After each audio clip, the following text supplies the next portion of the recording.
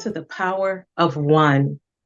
Today, I'm going to be speaking with an amazing gentleman who has rich history in victim services. It never ceases to amaze me that I keep meeting amazing people that I did not know exist. But now I know they exist and they will forever be in my circle. Welcome to the show, Dave. Thank you very much. Very happy to be here. So, let's start with where you're from, your city and your state, and what was your adult work career like early on? Okay, Dave Thomas I grew up in Rockville, Maryland, where I became a police officer in the mid 80s. And what actually drew me to to law enforcement was really getting to advocate for violence against women, Mm, to really target that group when it comes to victim services, when it comes to making the law keep its promise. As an undergrad, I stumbled into a women's studies class, and even though I was a history major at the time, I started learning a side of history that just wasn't being taught across campus.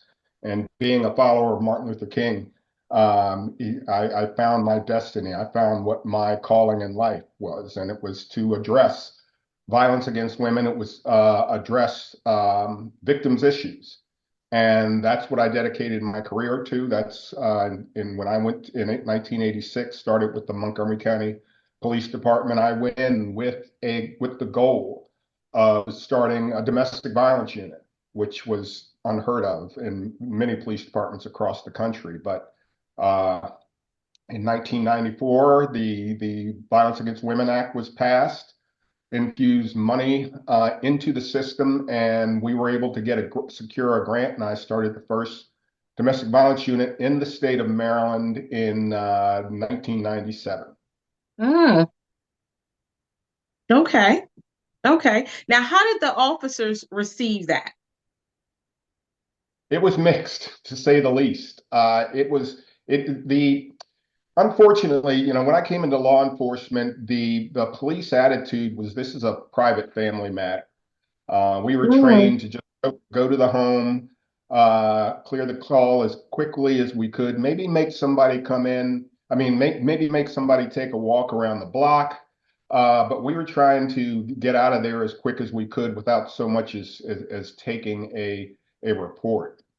What I came to learn, especially through my partners, my community partners, in Montgomery County, it was the Abused Persons Program, who were really there for advocacy for victims, and they really taught me about how to best serve victims. They brought me up to speed on why we need to treat this type of crime as the crime that it is. And we had to realize that the Constitution doesn't stop at the doorstep.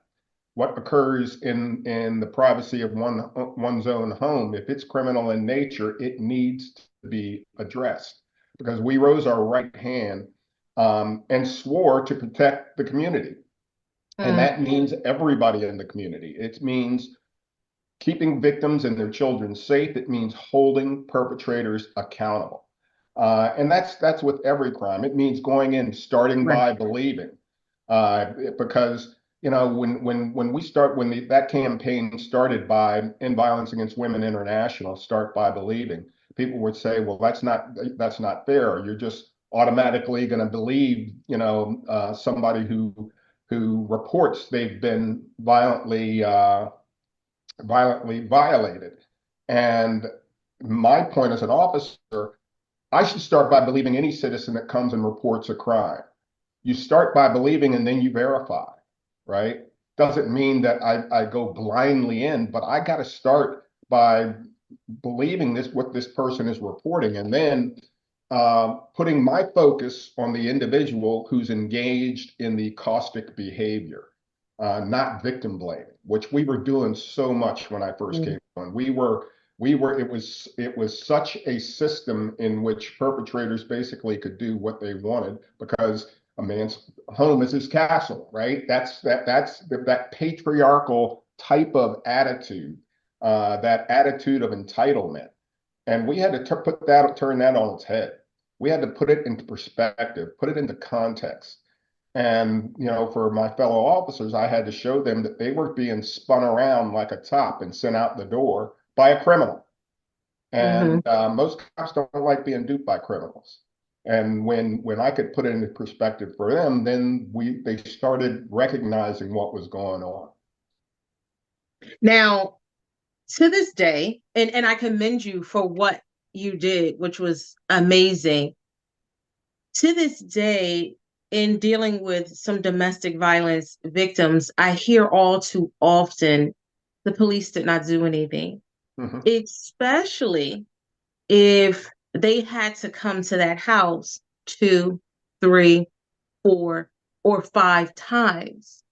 What would you say the mindset is, or the mentality of the officers that have to keep going back to that house? And understand, I don't judge any female or male who's in a domestic violence relationship. I'm speaking Mhm. about the one that's abused, Absolutely. because we don't know what they're going through. We don't know why they stay. And some people on the outside looking in will say, "Oh, that could never be me," or that you do not know. So don't make those kind of statements. So what do you think the mentality is for those officers that won't make that arrest, Mhm. or that really don't do anything when they get repeat calls for the same domestic violence incidents? Well, it starts with whether or not those officers have the proper training to go in and handle that call from that first time we get called like they should. All officers should be trained to do evidence-based investigations, right? Go in and there's all kinds of facts and circumstances by a good sound investigation that we can do that I've been training people on since the late 90s so that we don't keep coming back to the same house again and again and again. If we go to that house that first time and then we have to come back, what it says is when I responded the first time, what I did wasn't effective because I'm back here. So Mhm. it says, okay, what can we do to be effective? What can we do to keep everybody safe, to make the law keep its promise? And that's what that some of the training goes into, the type of evidence almost every time you're able to get so that you can hold the perpetrator accountable.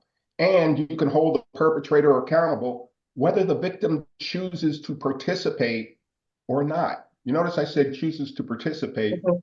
Mhm. as opposed to cooperate, You're right. right?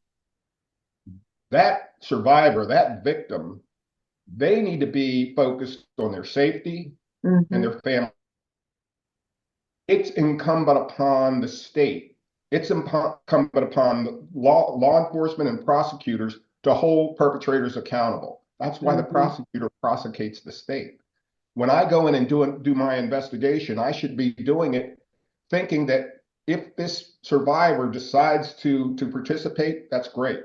But if they Mhm. don't, I can still make the case without participation of the victim. And so, time and time again, officers say, well, you're never going to make the case if the victim chooses not to participate, as you say. I said, well, how many homicide victims have you ever had participate Right.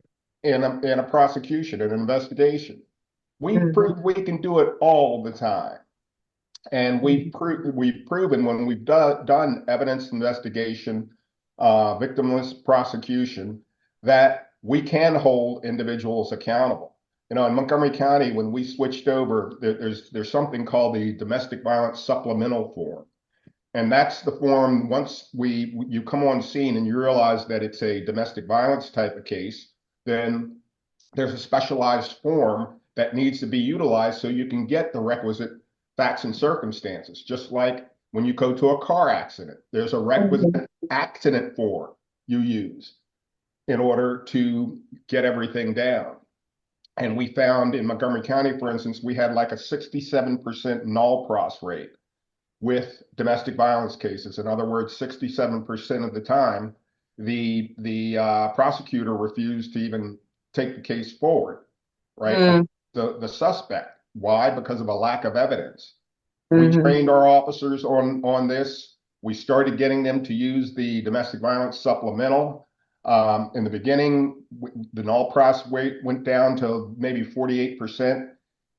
But then we said this is still way too many. So we went back. I pulled that supplemental report. I went to the prosecutor and we worked together to develop a report to develop those things that they needed to take the case forward, that officers could find out on the scene. We also, I went in and I said, well, accident reports we get right all the time. Why? Well, because there's an accident report writing manual that goes block for block with that report. So I developed a block for block manual with the supplemental report, retrained everybody, and then told the prosecutor, when you have a problem with an officer, because I ran the domestic violence unit, when you have problems with the report an officer turns in, you let me know, and I'll go and make certain that we fix that. And I told the officers, you have a problem with the prosecutor not taking the case forward after you've done all the work and everything. We started doing that, and we really were able to line things and bring things down to where we had that null process rate down to between 5 and 10%. We mm, had cases going forward without the victim showing up in court. And we mm, had the defense attorneys would come in and they'd look and say, do you have a supplemental? They'd see there was a supplemental and they said, well, okay, we're playing. It turned mm. things around. Recidivism happens, going back to the same house again and again and again, happens because we didn't take care of it correctly when we had the opportunity. Now, that's not to say that every time you're going to be able to do that, because you have to be able to get information. Right. But that supplemental report helps you lay out all the information that you can get in order to be able to make the case. Now, is there a law now that you don't need that domestic violence victim to move forward? That's correct. You can make what they call, you can make the warrantless arrest, and you first of all, you're making a warrantless arrest. Second of all, you should never be asking a victim, do you want this individual locked up, Mm, right? You should base that on whether or not they have violated the law and you have the lawful ability to arrest them. And for the sake of safety, you should be placing them under arrest. But the last thing you should, especially in front of that perpetrator, because the batterer is going to blame her for the arrest when it's his right. actions that are getting him in trouble. And I tell him, you tell this individual straight up, I'm locking you up based on the behavior you chose to engage in. Mm, This other person over here has nothing to do with why I'm locking you up, other than was the recipient of your caustic behavior. mm, So it needs to be clear that we are trying to make the law keep its promise. You don't, somebody gets carjacked. We don't act, and we know it's been a carjacking. We don't ask the owner of the car, do you want this individual right. prosecuted? Right. Right? We don't ask the owner of the bank that got robbed, do you want this? We caught these guys. We'll prosecute them if you want to, but if you don't want to, we'll let them go. We got to Hmm treat this crime, these categories of crime, like we do all other types of violent crime.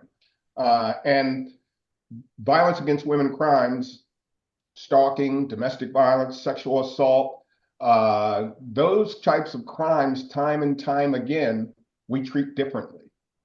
And hmm it's because of historically how we treated violence against women crimes. And so what we have to do is get everybody to see these types of activity for the crimes that they are. People don't have a problem with you locking up people who do a strong arm robbery Right. or do all other times of criminal acts. We don't ask the individual who was driving a Lexus, why were you driving the Lexus? You hmm know, why you should have known you might get carjacked. We Right. don't Right. say, we don't blame the individual who gets robbed at the ATM for getting robbed, and then having money. Why'd you have so much money in your pocket? Right. You know, but we do that with victims in this category. So once we can put things into context so people can see things for what they are, and put a bright light on the individual who's engaging in the caustic behavior, put that focus on them. Be victim centered, be trauma informed, and offender focused. That's the way forward. So your other victim services journey led you where? Well, it led me to really understand that victims, I started out focusing mainly on violence against women crimes, but then any person who's been victimized, who comes into, who's been done wrong in some way, shape, or form, recognizing and realizing the services that we need to make available to them, uh, realizing how much of a conduit we in law enforcement have when it comes to an opportunity to get them to connect them to services, right? To provide them with victim witness information. We're real good at reading a suspect their rights. We're not real good at appraising victims of their right. Yeah. Think about it. Mm-hmm. Most Mm-hmm. people anywhere can tell you got the right to remain silent Mm-hmm. and go down the whole litany, right? You ask them, well, what rights do victims have? And then she's dead Right. silent. Yeah. So it's also making, when it comes to making the law keep its promise, it's also about making officers aware that we owe victims this duty. Whatever your oath says, I guarantee you it's parallel to what your oath calls for. And I use the oath all the time is because that's what they've raised their right hand and sworn to, Mm. right? Most of them will tell you they believe in the oath, and they follow the oath. And when I get pushback on some of this stuff and said, well, you explain it to me like I'm a 5-year-old, right? How is this different from what you rose your right hand and swore to? Were you lying then or are you lying now? Because this is serious.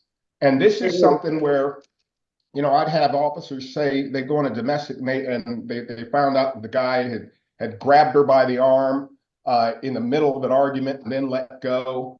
And I'd get the report and they'd write in the report they didn't make the arrest because the violence was only minor in nature. And I would say, well, riddle me this.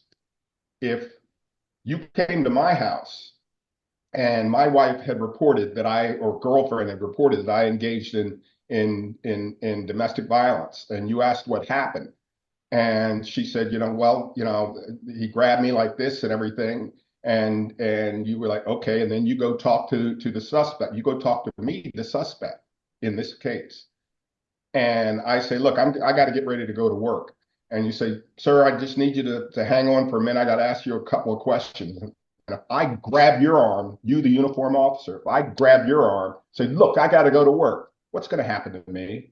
Mm-hmm. I have yet to have an officer saying, you're getting locked up, Mm-hmm. right? For assault on a police officer. And I'm like, so uh, you're telling me with all the training you have and all that stuff on your bat belt and everything, you're in that much fear and everything, yet this person who's had none of this training, this person who has stated they were in fear, you're not going to do anything with this guy. They've got to be able to walk in that victim's shoes, right? And that's a way to get them to walk in those shoes. It was minor in nature. And my next question is to who? Mhm.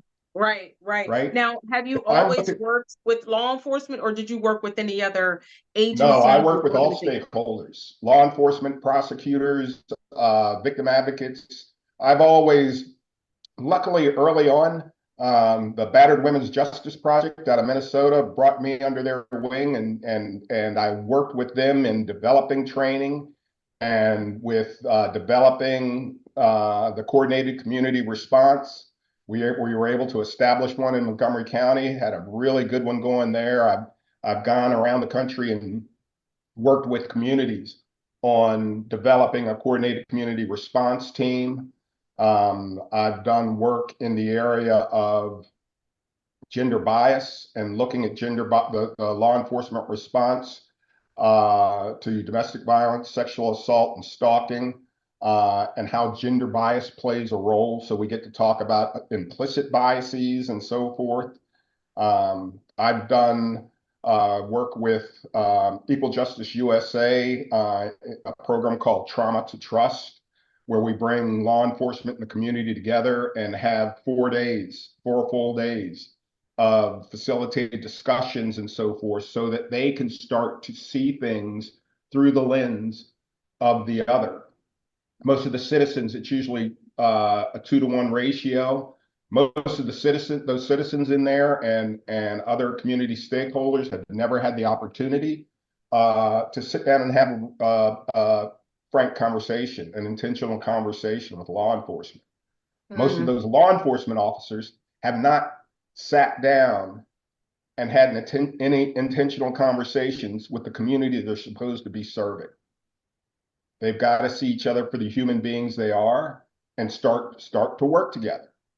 And where we are able to get them to do it, it's made incredible a difference. Newark, New Jersey was actually the first one to do it, Oh, and wow. they really talk about how much it's helped there. We've done some work, that type of work in Baton Rouge, in Mm. Oakland, California, and so forth. So, I've done just about every aspect of victim services type. I've been lucky enough to, and it really, the victim services field are the ones who really mentored me Mm. all through the way, especially early on in the late '80s and early '90s, where there were no trainings to speak of. They were the Mm. ones who taught me this stuff, and they were the ones who taught me how to train law enforcement and work with Mm. advocates and other community stakeholders. And Mm. we, with the International Association of Chiefs of Police, we were able to develop the National Law Enforcement Leadership Institute on Violence Mm. Against Women for chiefs and deputy chiefs, superintendents, law enforcement leaders. I've worked with prosecutors on their institute Mm. for prosecutors across the country. And so it really, we have tried to branch out and make certain that all the professions are on the same page of music. All the professions understand that victim-centered, trauma-informed response, no matter what kind of crime it is. National Victims' Rights Week. Do Mhm. you remember when that was implemented, how it started, and how we got to where we are today? No, I don't. That history I don't know really well. So Dave and I were in Washington, D.C. together last week during the NOVA 50th conference, which was amazing. And I do know that NOVA played a part in Yeah, National Victims' Rights Week, and now it's with the Office of Victim Advocate. But we'll have somebody on the show to speak about that. So I do want to thank you so much for all of your contributions to victims and co-homicide survivors, because there are some domestic violence, many domestic violence victims who have lost their lives. So thank you so much for all that you've done to contribute and to help those who were victims of domestic violence. Thank you so much for joining me today. you're welcome. Thank you so much for joining me today. Very hard conversation. Domestic violence, it is hurtful and it's unexplainable. But one thing we will never do is judge anyone who's in a domestic violence relationship. Offer love and support and safety, peace and love.